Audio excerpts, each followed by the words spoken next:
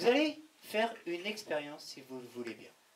Vous, les enfants, vous allez pouvoir changer le comportement de vos parents. La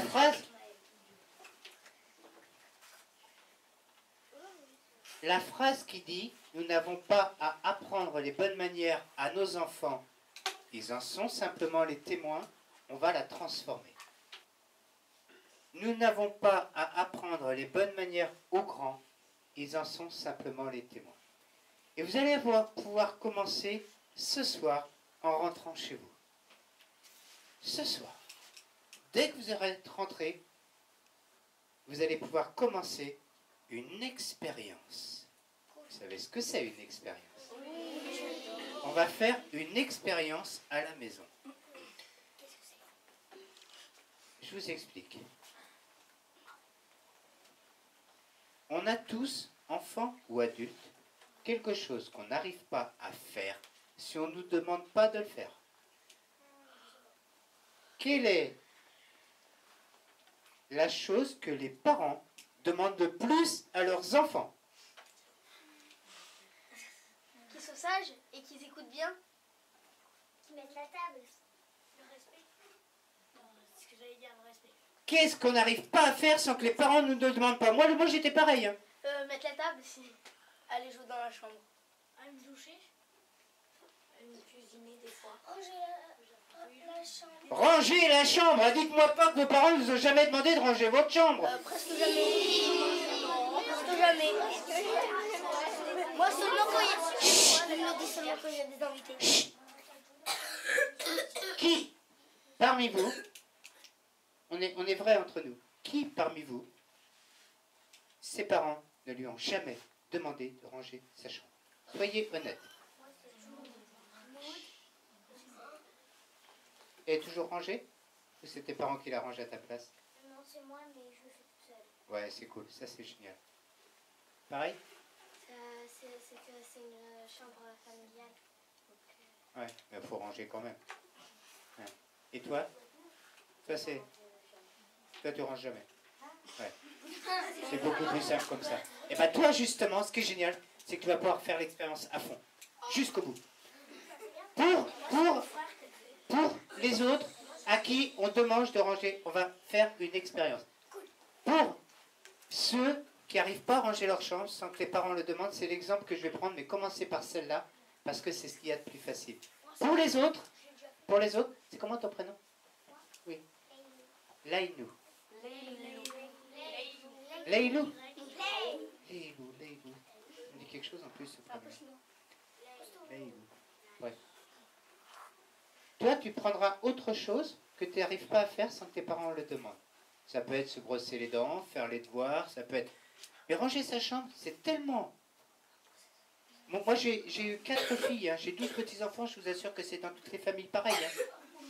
Mais quand c'est rangé et qu'on n'a pas demandé, waouh, ça surprend. Alors, à partir de ce soir, vous rentrez chez vous. Dès que... Oui, attends, laisse-moi finir. Dès que vous êtes rentré, que vous avez fait ce que vous avez à faire, vous avez goûté, fait vos devoirs par exemple, déjà vous le faites tranquille, la première chose que vous faites, vous rangez la chambre mais à fond. Nickel. Mais, vous ne dites rien. Vous rangez la chambre, nickel, vous ne dites rien. C'est une expérience. L'expérience, c'est pas de... L'expérience, c'est pas de ranger la chambre. Une expérience, elle a plusieurs étapes. La première étape de l'expérience, c'est combien de temps les parents ou un des parents va mettre à s'en apercevoir. Il va avoir une réaction. La réaction, elle peut être très rapide. Wow, génial! Wow! Déjà, il va y avoir le sourire. La réaction, elle peut être beaucoup moins évidente. Par exemple, la maman, elle rentre le soir, une fois que vous êtes couché, t'es bien couché, oui, tu dors, au revoir. Et là, vous êtes, elle n'a rien vu! Ah! Et non, faut pas réagir comme ça. C'est une expérience. Une expérience, il n'y a pas de bien et de pas bien. une expérience, on voit si ça marche. C'est tout.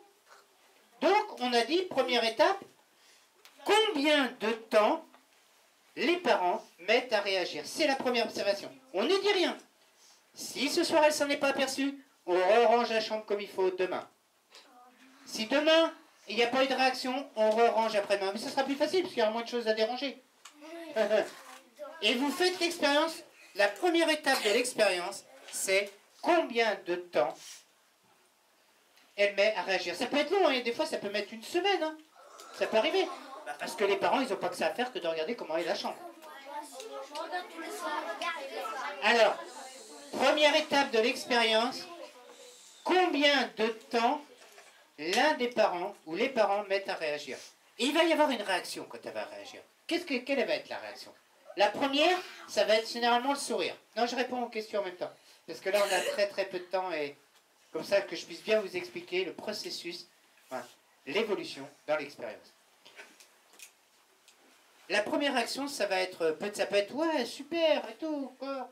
Mais ça peut être aussi simplement que le papa ou la maman s'énerve moins. Pourquoi? Je vais vous expliquer. Même vous, comme nous, si vous n'arrêtez pas de répéter quelque chose à quelqu'un et qu'il ne le fait pas, ça énerve, hein? Hein, c'est vrai, hein? Vous aussi, ça vous énerve. Si vous le dites une fois, il ne le fait pas, 2 fois, il ne le fait pas, 3 fois, il ne le fait pas. À la fin, ça énerve vraiment. Eh bien, les adultes, c'est pareil. Moi, c'est pareil. Les maîtresses, c'est pareil. Les parents, c'est pareil. Évidemment, ça énerve. Alors, si vous avez rangé votre chambre et que elle ne vous l'a pas demandé ou il ne vous l'a pas demandé, déjà, elle va être beaucoup moins énervée. Non seulement elle sera moins, ou il, je dis elle parce que c'est souvent la maman, mais ça peut être le papa, non seulement il ou elle sera moins énervé pour ça, mais aussi pour plein d'autres choses. Et ça, c'est une réaction. Cette réaction-là, vous pouvez l'observer. Ça, c'est l'étape numéro 1 de l'expérience. L'étape finale de l'expérience, c'était ce que je vous disais tout à l'heure avec la petite étoile qui a peur de la nuit. Au moment où vous vous apercevez qu'il y a un changement de réaction des parents, qui sont moins énervés, qui retrouvent le sourire, vous verrez, il y a des choses qui se passent. Je vous expliquerai tout à l'heure ce qui m'est arrivé avec une autre maman. L'étape finale, c'est au moment où vous vous apercevez. Si tu parles, tu ne peux pas écouter en même temps. D'accord? C'est pas grave. Revenez sur vous. Regardez comment vous vous sentez à l'intérieur.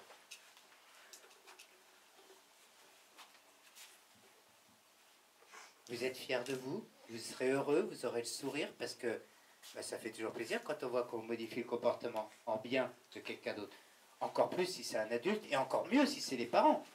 Que moi, enfant, à 10 ans, 8 ans, j'ai réussi à lui donner le sourire. Vous allez voir comment vous allez vous sentir bien dedans. L'histoire de la petite étoile qui a peur de la nuit.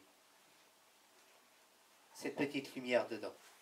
Là, vous revenez, l'étape finale de l'expérience, c'est revenir vers soi et voir comment on se sent dedans et vous allez automatiquement vous sentir bien, heureux. Vous avez dit, je vais vous dire pourquoi. À ce moment-là, vous vous sentez bien et heureux. Parce que, en respectant, parce que vous avez respecté quelque chose qu'on vous a demandé. C'est une forme de respect. Hein? On vous demande quelque chose, vous ne le faites pas, vous dites, tu ne me respectes pas. Et quand vous faites quelque chose, même si on ne vous l'a pas demandé que ça va, et vous savez que ça fait plaisir, c'est une forme de respect. En respectant ça, vous vous êtes mis à vous respecter vous-même. Et en se respectant soi-même, ça rend heureux à l'intérieur. Essayez avec une première expérience.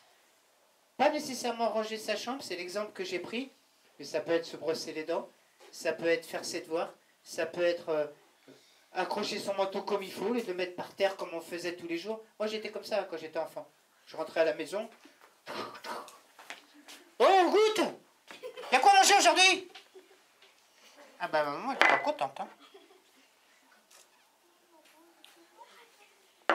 Ça peut être n'importe quoi, surtout quelque chose que vous n'arrivez pas à faire tout seul, bien comme il faut, si on ne vous l'a pas demandé. Je prends l'exemple de ranger sa chambre, mais ça peut être quelque chose d'autre. D'accord? Vous avez compris? Ceux qui le veulent. Qui est d'accord pour le faire? Soyez sincères. Hein. Qui est d'accord pour le faire et le commencer ce soir, en rentrant? Ah, c'est pour que mes parents me disent. On n'a pas besoin de parler pour lever une main.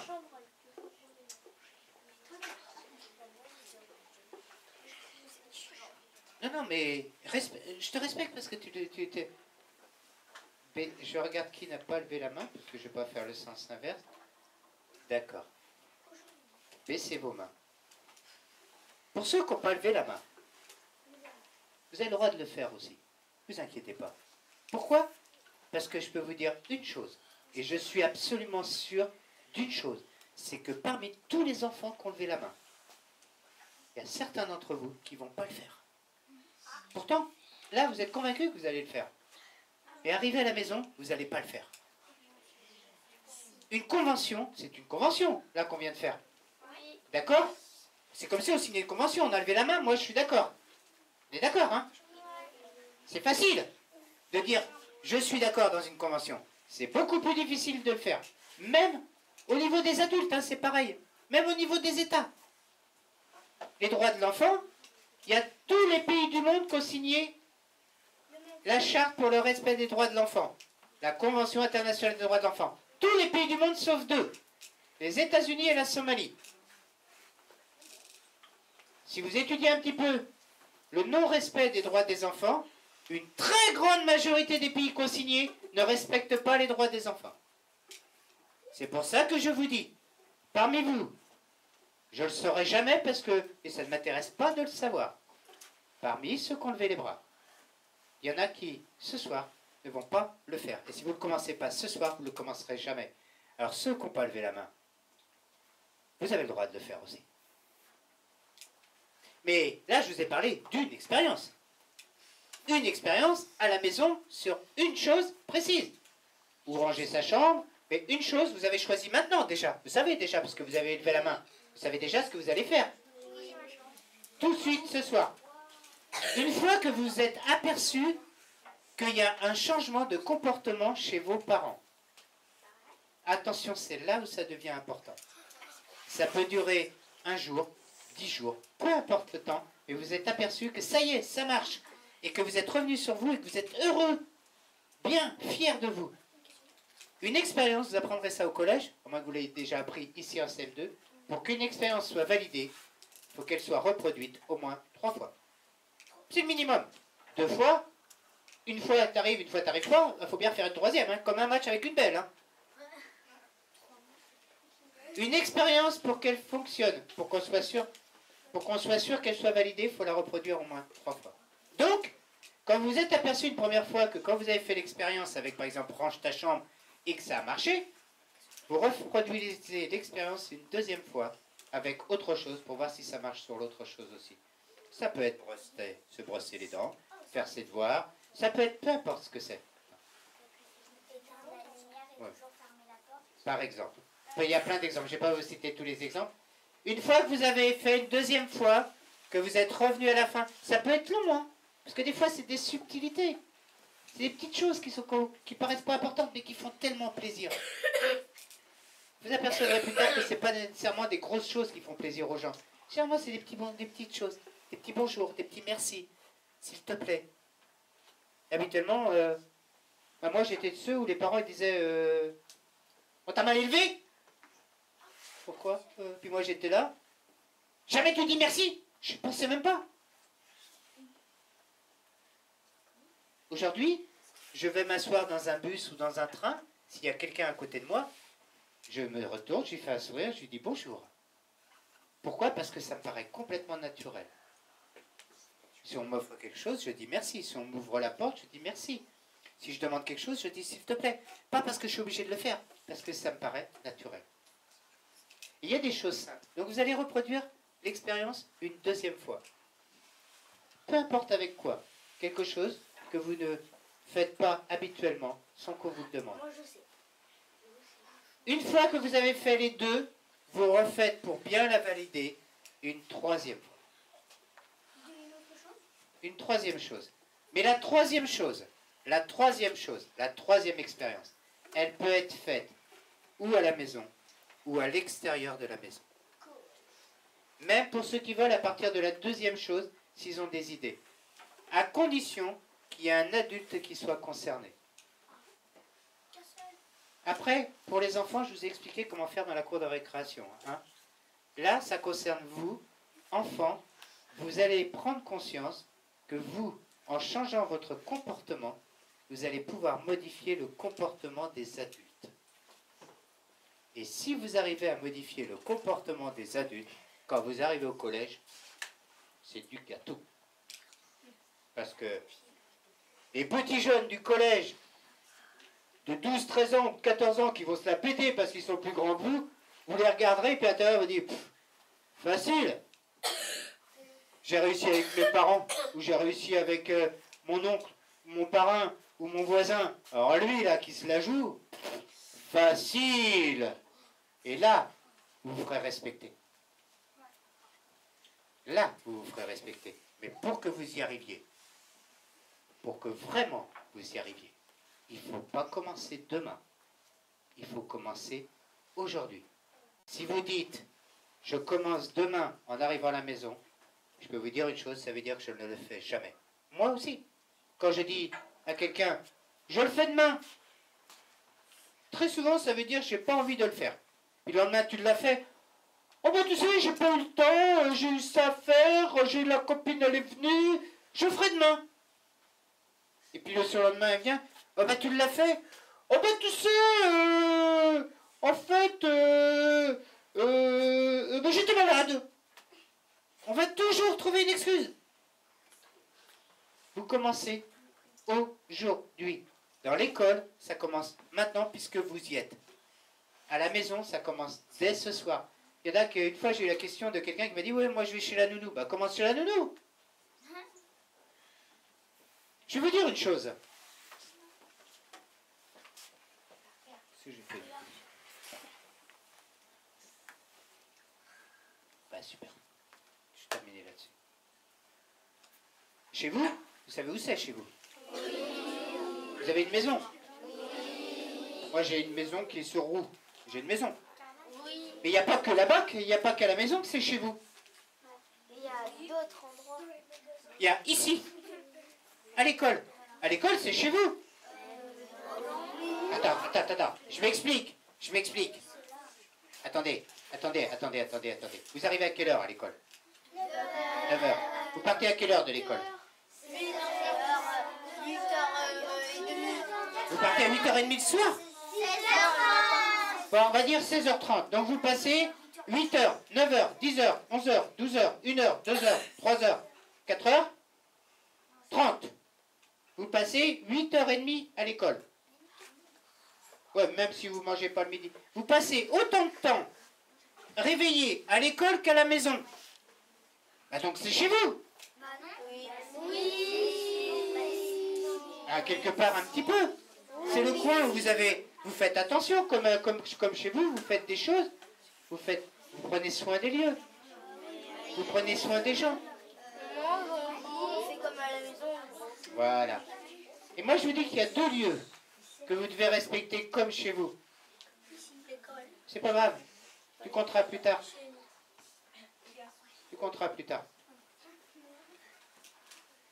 Vous êtes aussi souvent à l'école qu'à la maison, en dehors du temps de sommeil. C'est comme si c'était chez vous, parce que vous y passez beaucoup de temps. Le respect que je vous ai montré à la maison, je vous ai expliqué à la maison, c'est exactement la même chose que vous devez faire à l'école. Ça doit être vos 2 lieux d'entraînement et d'expérience, on va dire d'expérimentation. Vous vous entraînez à l'école, vous vous entraînez à la maison, vous pouvez même faire des expériences à l'école, dans ce sens-là. Ah tiens, j'ai cette idée-là, mais dans le bon sens. Comme tout à l'heure, par exemple, vous étiez à la cour de récréation. C'est un peu comme si on jouait à la maison. C'est pareil qu'à la maison. Vous jouez. C'est sûr que vous jouez avec les copains. Moi, je vous dis que si vous voulez, l'année prochaine, quand vous arrivez au collège pour les CM2, donc vous avez 1 an de plus pour les CM1, 2 ans de plus pour les CE2. Si vous voulez arriver à vous respecter et à respecter les autres, quand vous serez arrivé au collège, je vous conseille de faire les expériences que je vous ai dit. Ça marche. Il y a quelque temps, j'étais à côté de Saint-Étienne dans un peu une école un peu comme la vôtre, mais un peu plus petite même. Il y avait moins de classes que ça. Je suis en train de réfléchir. Non, c'était pareil, il y avait 4 classes. C'était pareil. Là-bas, il y en a 5, mais c'est... Et j'étais avec des CM2, donc j'avais fait avec les petits, et j'avais fait ça, exactement ce que je fais là avec des CM2. Et CM1. Là, CM1, CM2. Et un jour, donc c'était du côté de Saint-Étienne, à l'est de la France, et j'étais parti en Bretagne, donc dans l'autre sens, l'autre côté de la France. Et je reçois un coup de téléphone, j'étais dans mon camion. Une dame qui m'appelle, elle me dit bah, vous êtes venu dans ce petit village au-dessus de Saint-Chamond, donc pas loin de Saint-Étienne. Je dis, je suis une maman d'un élève. Je dis, je ne sais pas si on vous appelle souvent pour ça. Il me dit, ça fait 15 jours que vous êtes venu. J'ai pris du temps pour vous appeler parce que franchement, je me disais que ça allait passer. Elle me dit, je ne sais pas ce que vous avez fait à mon fils. Je ne le reconnais plus. Je n'ai plus rien à lui reprocher. Merci. Je vous assure. Je fais ça depuis des années. C'est la seule fois où on m'a appelé. C'était l'année dernière, moi. L'année scolaire dernière, c'était au mois de mai de l'année dernière. Une dame que je ne connais pas du tout. Et je lui aurais dit exactement les mêmes choses que je vous ai dit là. Si ça marche pour lui, ça marche pour tout le monde. Il y en a plein pour qui ça marchait. Et je ne le sais pas. Que vous le fassiez ou que vous ne le fassiez pas, moi, personnellement, ça ne me concerne pas. Et je m'en fous. Je ne serai pas là pour le contrôler. Je vous dis simplement, essayez. Ça marche. Tentez l'expérience. Ceux qui ne le tentent pas, c'est pas grave. Moi, ça ne me concerne pas. Vous pouvez toujours avoir de support, parce qu'il y a les maîtresses qui ont entendu, dire, ah, comment... Vous avez envie d'une expérience à la maison ou à l'école, puis toujours aller voir une des maîtresses, dire, vous vous rappelez ce qu'il a dit, Dan? J'aimerais bien faire cette idée-là, mais je ne sais pas trop. Elles sont là pour vous conseiller. Les adultes sont là pour vous conseiller. Vous pouvez aussi entre copains.